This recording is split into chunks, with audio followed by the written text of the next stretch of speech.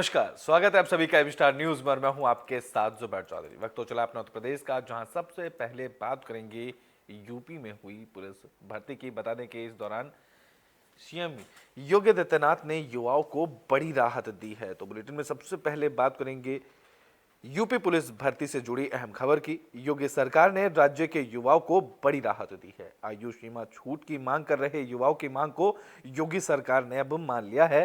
बता दें कि अब यूपी पुलिस भर्ती में युवाओं को उम्र में 3 साल की छूट दी जाएगी। सीएम योगी आदित्यनाथ ने यूपी पुलिस में कांस्टेबल भर्ती में आयु सीमा में छूट को लेकर डीजीपी और प्रमुख सचिव गृह को निर्देश दिए हैं। सीएम योगी आदित्यनाथ ने सोशल मीडिया प्लेटफॉर्म एक्स के जरिए ये जानकारी साझा की।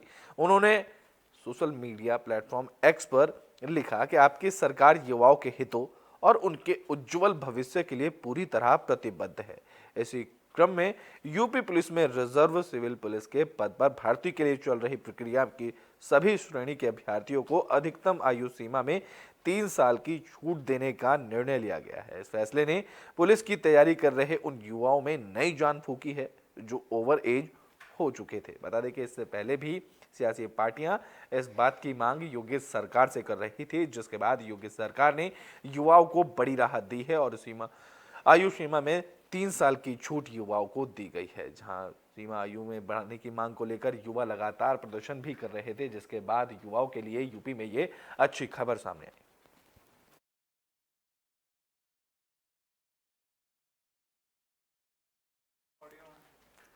तो बुलेटिन में बात कर लेते हैं बागपत की, जहां पर आयुष्मान कार्ड अभियान की दोबारा से शुरुआत की गई। तो बागपत में फिर से विशेष आयुष्मान कार्ड अभियान की शुरुआत की गई, जिसका शुभारंभ डीएम जितेंद्र प्रताप सिंह ने जिला अस्पताल में किया। इस अभियान के तहत 2,20,000 गोल्डन कार्ड बनाए जाएंगे। बता दें कि यह अभियान 26 दिसंबर से शुरू हो गया है, जो अब 10 जनवरी तक चलेगा। भारत सरकार की जो सबसे महत्वाकांक्षी योजनाओं में एक जो आयुष्मान योजना हमारी है, जिसमें कि 5 लाख तक का इलाज सभी जो पात्र लोग हैं उनको निःशुल्क मिलता है। और अगर देखा जाए, अगर मार्केट से इसको देखा जाए, तो अगर किसी भी 5 लाख की इंश्योरेंस पॉलिसी को मैं या कोई भी व्यक्ति लेगा तो लगभग 20 से 25,000 रुपये प्रीमियम देना पड़ता है किसी इंश्योरेंस कंपनी को। और 25,000 रुपये आपने 1 साल के लिए दिया और उसके महीने के अंत, साल के अंत में वो शून्य हो जाता है।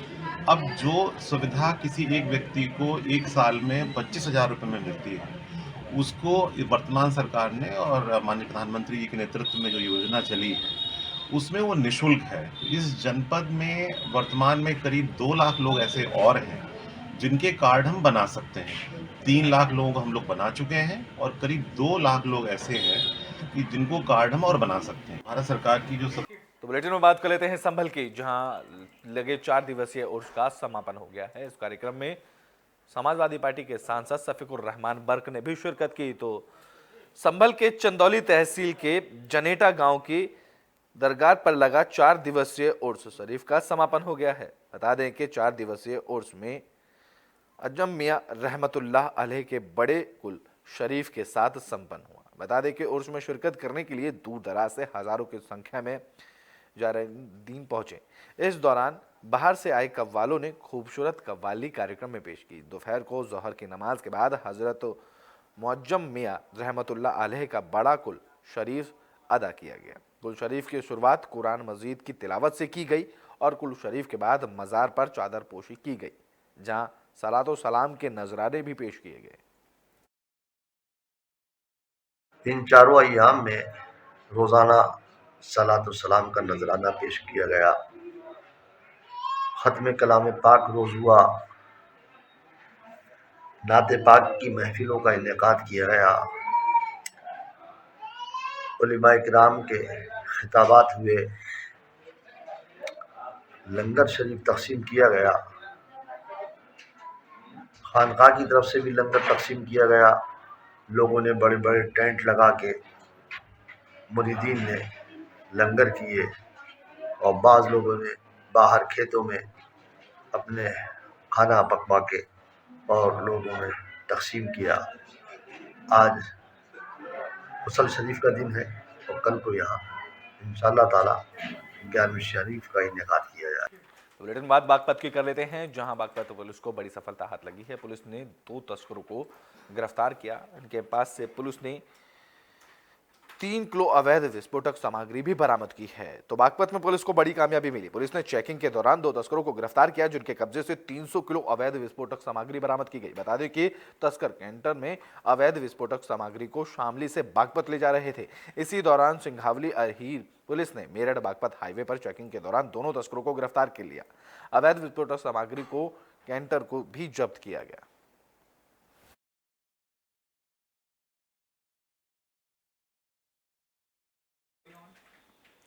तो बुलेटिन में बात तो झांसी की कर लेते हैं, जहां जमीनी विवाद के बीच खूनी संघर्ष देखने को मिला है। बता दें कि इस दौरान 2 गुटों में मारपीट की गई। तो झांसी में जमीनी विवाद को लेकर खूनी संघर्ष देखने को मिला, जहां 2 पक्षों में जमकर मारपीट हुई। ये मामला रक्सा थाना इलाके के अठोदना गांव का है। मारपीट के दौरान दबंगों ने 45 साल के शख्स को छत से नीचे फेंक दिया, जिसका इलाज के दौरान मौत हो गई। मृतक की पहचान राम सिंह कुशवाहा के रूप में हुई। इसके अलावा एक ही परिवार के 3 से 4 लोगों के घायल होने की खबर सामने आई, जिन्हें पुलिस ने इलाज के लिए झांसी के मेडिकल कॉलेज में भर्ती कराया। पुलिस अब इस मामले की आगे की कार्रवाई और जांच में जुट गई है। अठौंदना गांव में रूप सिंह कुशवाहा का मकान है, जो इनकी उम्र करीब 45 वर्ष है। इनको इन प्रतिवादियों जो हसन, मेहदी हसन और चंद्रशेखर सोनी, इन पे आरोप है कि इन लोगों ने और इनके साथ कुछ लोग और थे, इनके घर पे आए, किसी बात को लेकर के पहले से विवाद है। पता ये चला है कि इन लोगों ने, जो आरोपी हैं, इन लोगों ने गलत ढंग से धोखाधड़ी करके इनकी ज़मीन की रजिस्ट्री करा ली थी और उसी में बातचीत करने के लिए कि नामांतरण हो जाए और ये लोग आपत्ति न करें, इसको लेकर के ये लोग बात करने आज आए थे। बातचीत के दौरान ही इन लोगों के बीच में झगड़ा हुआ, जिसमें रूप सिंह को छत से फेंक दिया गया और उसमें उनकी वाइफ और उनका बेटा भी घायल हैं। रूप सिंह की मृत्यु हो गई है। तो बुलेटिन में बात अब बांदा की कर लेते हैं, जहां एक रिटायर्ड फौजी पर दुष्कर्म के प्रयास करने का आरोप लगा है। बता दें कि आरोपी ने घर के बाहर खेल रही 2 मासूम बच्चियों को बहला फुसलाकर अपने घर में बुलाया और फिर कुत्ते को खिलाने के बहाने उन्हें घर में बंद कर दिया। आरोप है कि इसी दौरान रिटायर्ड फौजी ने बड़ी बच्ची के साथ दुष्कर्म करने की कोशिश की, लेकिन तभी छोटी बच्ची रोने और चिल्लाने लगी, जिससे घबराकर आरोपी ने दोनों बच्चियों को घर के बाहर कर दिया। मासूम बच्चियों ने घर पहुंचकर परिजनों को आपबीती सुनाई। परिजनों ने इस मामले की शिकायत पुलिस से की। वहीं आरोपी घर में ताला लगाकर मौके से फरार हो गया। अब पुलिस इस मामले में आरोपी की तलाश में जुट गई है और मामले की आगे की जांच कर रही है। तो एक जो छोटी बच्ची थी 5 साल की, तो उसको मछली को दाना देना और कुत्ते को दूध वगैरह पिलाने के लिए बोल दिया। और जो 7 साल की बच्ची थी, तो उसको पलंग में लिटा दिया बेड में और उससे कपड़े उतारने के लिए बोल रहा था। तो उसी समय कुत्ते ने काट लिया उसको, जो छोटी बच्ची थी 5 साल की। तो चिल्लाने लग गई, रोने लग गई, तो वो भी रोने लग गई। दोनों को जब आवाज़ सुन करके वो घबराहट से उसने फिर दोनों बच्चियों को छोड़ दिया। मैं 2 नाबालिग लड़कियों के साथ उनका पड़ोसी गलत कार्य करने के उद्देश्य से अपने घर के अंदर दोनों लड़कियों को ले गया, लेकिन अपने उद्देश्य में सफल नहीं हो सका। परिजनों की तहरीर के आधार पर कोतवाली नगर में सुसंगत धाराओं में अभियोग पंजीकृत कर आवश्यक वैधानिक कार्रवाई की जाए। तो बुलेटिन में बात तो मथुरा की कर लेते हैं, जहां गेस्ट हाउस में पर्यटक की मौत का मामला सामने आया है। बता दें कि वृंदावन के गेस्ट हाउस में युवती की संदिग्ध परिस्थितियों में मौत हो गई। यह मामला परिक्रमा मार्ग के स्थित शांति सदन गेस्ट हाउस का है। जानकारी मिलने पर पहुंची पुलिस ने शव को पोस्टमार्टम के लिए भेज दिया। जानकारी के मुताबिक एमपी के सिवनी जिले के रहने वाली 4 लड़कियां और 3 लड़के 23 दिसंबर को वृंदावन पहुंचे थे और शांति सदन गेस्ट हाउस में ठहरे हुए थे। एक युवती अनामिका सुबह नहाने के लिए बाथरूम गई थी, लेकिन जब वो काफी देर होने के बाद भी बाथरूम से बाहर नहीं आई तो उसके साथी लड़कियों ने धक्का मारकर दरवाजा खोला। युवती अनामिका जमीन पर बेहोश पड़ी मिली, जिसके बाद उसे निजी अस्पताल में भर्ती कराया गया, जहां डॉक्टरों ने उसे मृत घोषित कर दिया। इस मामले की जानकारी मिलने पर पहुंची पुलिस ने पूछताछ के बाद शव को पोस्टमार्टम के लिए भिजवा दिया। युवती के परिजनों को मामले की जानकारी भी दी गई, जहां पुलिस इस मामले की जांच में जुट गई। ललिता आश्रम है, वहाँ उसके बगल में शांति सदन है। वहीं लोग 23 तारीख से रुके हुए थे। मध्य प्रदेश के सिहोनी ज़िले से ये 5-6 लोग आए हैं। इसमें परिवार के और दोस्त लोग हैं। दर्शन करने के लिए आए थे।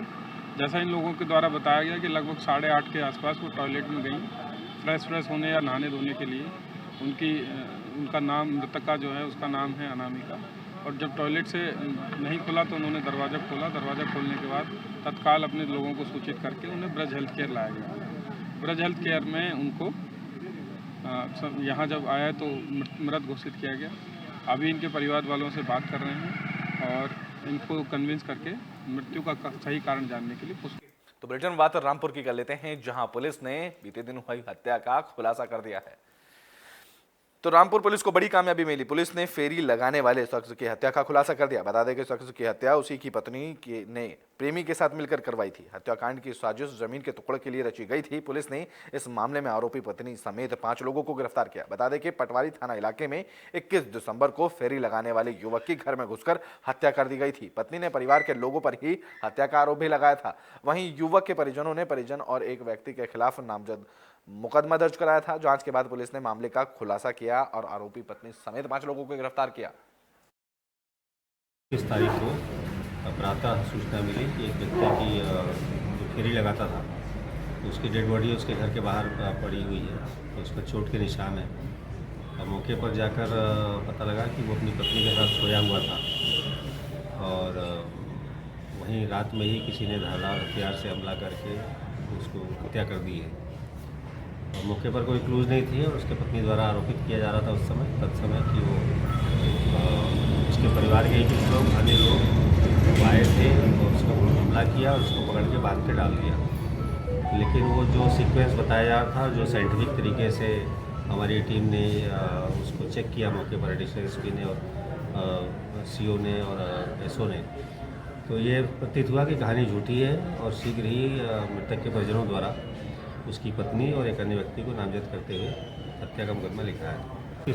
तो बुलेटिन के आखिरी में बात आगरा की कर लेते हैं, जहां तेज रफ्तार का कहर देखने को मिला। बता दें कि यहां पर एक कार और बाइक की टक्कर हो गई, जिसमें हादसे में घायल युवक की मौत हो गई। तो आगरा से सड़क हादसे की खबर सामने आई। हादसे में घायल युवक की इलाज के दौरान मौत हो गई। बता दें कि बसई अरेला थाना इलाके के सबोरा गांव के पास तेज रफ्तार कार ने बाइक में टक्कर मार दी थी। हादसे के बाद कार का ड्राइवर कार को छोड़कर मौके से फरार हो गया था। वहीं घायल युवक को पुलिस ने अस्पताल में भर्ती करवाया था, लेकिन उसे बचाया नहीं जा सका। फिलहाल पुलिस ने मृतक के शव का पोस्टमार्टम के लिए भेज दिया। पुलिस कार चालक की तलाश में जुट गई और आगे की कार्रवाई में जुट गई।